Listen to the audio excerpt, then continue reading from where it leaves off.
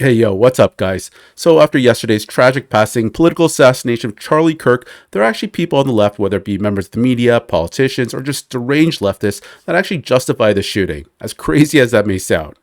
Anyways, let's just go through the compilations of people justifying and even disrespecting Charlie Kirk's murder. This one is of TMZ Live, Harvey Levin, and he's announcing the tweet where Trump announces that Charlie Kirk is dead, and you actually hear people celebrating in the background. Let's watch. Possibly in the next 20 minutes. The news conference is scheduled for 3 o'clock in Utah time, which is 2 o'clock Pacific, 5 o'clock Eastern. Janet, go to Trump just made the tweet. have somebody look at the Fox. Trump just posted that Charlie Kirk is dead. We were live streaming all day during this. So after that, I think it was Laura Loomer. She called out people at TMZ, like, how are you guys celebrating in the background? And then they came up with this video after, Loomer posted her video. And, they're here apologizing. But wait, there's more. This tragedy. When something happened in our office, as we were reporting the assassination of Charlie Kirk, there were some people in the back room away from our news desk here who were watching a car chase, and they were laughing, they were clapping, and you could hear it out here. And we want to make a couple of things clear.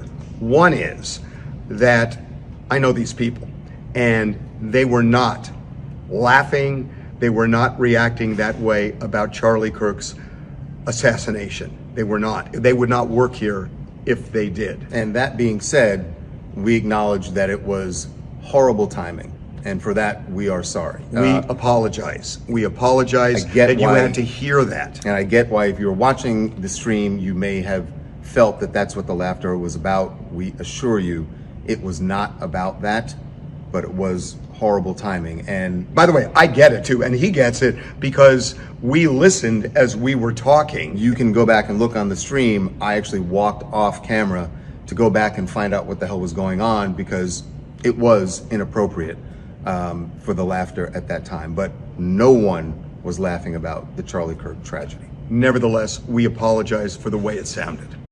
Okay, I totally understand that, just could have been a miscommunication. They're reacting to something else. But the internet being the internet, there's a lot of detectives out there. So watch this next clip here. So here's the video of the TMZ employees cheering at the exact same time that Trump announced that he died at 1:40 p.m. Janet, go to have somebody look at the Fox. Trump just posted that Charlie Kirk is dead. All right, so is this ready to pull the trigger? We can get Trump cut in a second. There you have it. At 1:40, Trump posts that Charlie is dead. The people in the newsroom see it, they cheer, and then they immediately let Harvey know. The car chase ended half an hour after this happened. It had nothing to do with the car chase, okay? It was because he died. These people are despicable. As the most dangerous terrorist threat. So, a lot of people might be like, hey, why do you think this is happening? Well, I'm going to play you a few clips that I put together of, people on the left, Joe Biden, I think Jasmine Crockett, and just the rhetoric people have been, putting out there of MAGA supporters or just, conservatives. And this is the reason why you have stuff like this happening. We had it a year ago, Trump, and now just Charlie Kirk. As the most dangerous terrorist threat to our homeland is white supremacy.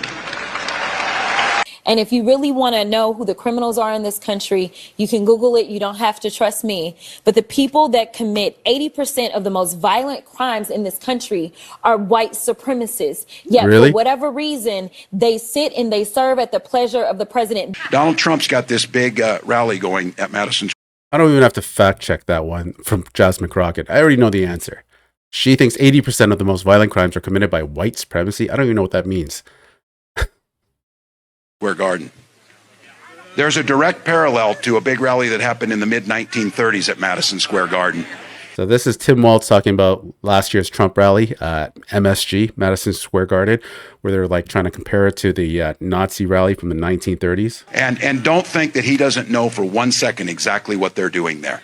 In that place is particularly chilling because in 1939, more than 20,000 supporters of a different fascist leader, Adolf Hitler, packed the garden for a so-called pro-America rally. There's no wonder why people, when you yell for the past decade that, Trump supporter or Trump is, a Nazi, a threat to democracy, authoritarian, Hitler, a fascist, this is the type of response you're going to get from people on the left, especially the fringe left, at the far left.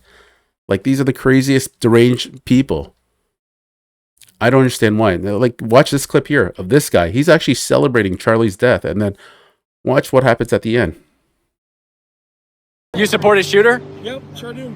Freedom. You support Charlie Kirk shooter? Sure do. He does all a favor. Would you shoot somebody like Charlie Kirk? I would have killed him myself. You would have killed him yourself? Okay. Do you have a job here in Seattle? Nope. Obviously not. A few moments later. Oh, so you Trump supporters want to call my mom and threaten to kill my mom? Oh, yeah. That's why I called the police on you. And I'm reporting you for doxing and harassment. You're going to prison, buddy. That's a federal charge. You're really going to call my mom and threaten her on the phone? Yep. Okay, I didn't want to bring the police in this because I hate the police, but now I'm going to. I have all the receipts. You're You are They can trace your phone calls. You called my mom and said you're going to kill her? Okay, wait till I get home. I dare you, double dog dare you, to show up to my house. I will you my self. Don't ever threaten my mom out like that. You Trump supporters. You guys are pussies. You guys are going to dox my mom? Oh, you got me up now. I'm pissed.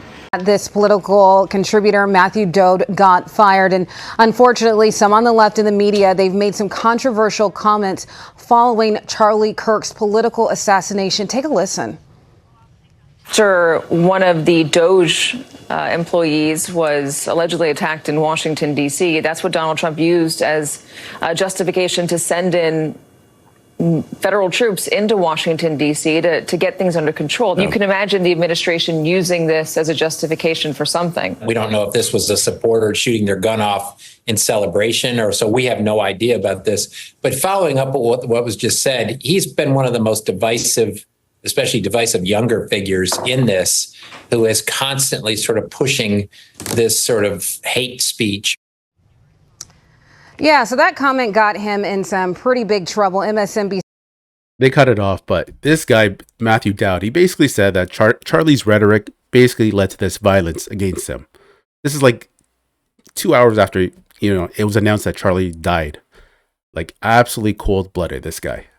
I don't understand. And basically, MSNBC put out the statement and they fired him right after. He quickly addressed how inappropriate it was, writing, quote, during our breaking news coverage of the shooting of Charlie Kirk, Matthew Dode made comments that were inappropriate, insensitive, and unacceptable. We apologize for his statements, as has he. There is no place for violence in America, political or otherwise. By and large, saying we all need to turn down the rhetoric.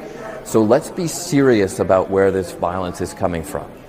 Of extremist violent attacks in America, extremist violent murders, 76% are from right-wing extremists, 4% are from left-wing extremists. You could tell how uncomfortable she was, the CNN host, when he said that. 76%, where's he getting this number from? This guy's just telling us to turn down the rhetoric. What did he say before that? We got to tone it down a bit. Otherwise, by and large, saying we all need to turn down the rhetoric. Turn down the rhetoric. Let's be serious about where this violence is coming from. Turn down the rhetoric, and then he wants to pin 76% of all violent crimes on the right-wing extremists.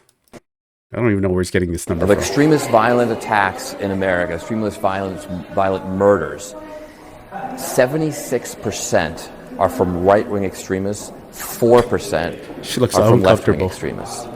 I condemn that 4%, but we also need to be honest about, as a nation, about where this violence is coming from.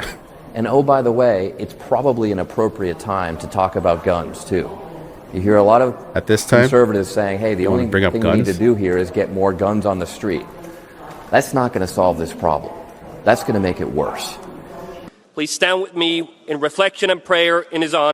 This is where was this? Like at the EU Parliament yesterday. So, you know, the conservatives, they were trying to, you know, have a moment of silence for Charlie. And let's look at the reaction from everyone else here. And I yield Liberals. the rest of my time for a moment of silence. Herr Kollege Weimers, wir haben abgesprochen und Sie wissen, dass die Präsidentin hat eine Schweigeminute abgelehnt. Wir fahren daher fort. Wer ist dagegen? Wer enthält sich? Angenommen. Der Ausschuss kann damit unverzüglich interinstitutionelle Verhandlungen aufnehmen. Vielen Dank. Gemeinsame Entschließungs... Sehr geehrte Kolleginnen und Kollegen. This is just deplorable Sehr geehrte behavior. Kolleginnen und Kollegen.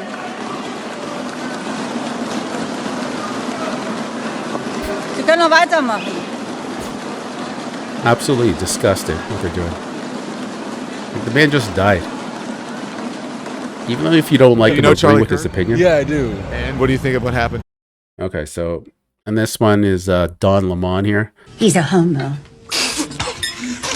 Interviewing some guy, I'm assuming in Chelsea, judging by his clothes. You know, sometimes revenge is a dish best served cold. I hate to celebrate someone's death, but when you talk about guns rights and you talk about how much the Second Amendment matters to you and it impacts you, like, what do you expect, you know? Sympathies to his family, but this is why we need gun control. One of my friends said on social media, he died in a world that he wanted. Yeah, he said it himself, right? There's a whole quote that's been floating around about, like, sacrifices were made for the Second Amendment to still exist, or something along those lines, right? It's an ad-lib, but yeah, this is what happens. You reap what you sow, and, you know, it's sad that someone died, but also, hey, you know? What do you say to people who might say that you're unsympathetic and you need to be more human about it? I don't know, reread slavery, rewatch Roots. There are so many different eras of American history and in America where worse things have happened to people. And, you know, and we've turned a blind eye. You want us to erase the Confederacy, you want us to erase all these different things, but why should I have more sympathy for someone that you don't know pain, really? If this is the worst thing you could think of, you don't understand what other people have gone through. After watching these clips, hopefully you can see how deranged these people are on the left. This is a man who just died a gruesome death in front of his wife and kid. And people want to laugh about it, make jokes about it, blame him, justify this murder, this political assassination. And just overall, just respect the man, you know? These are the people on the left, and frankly, I'm just disgusted by their actions. Anyways, guys, if you enjoyed this video, be sure to leave a thumbs up, and I'll see you on the next one.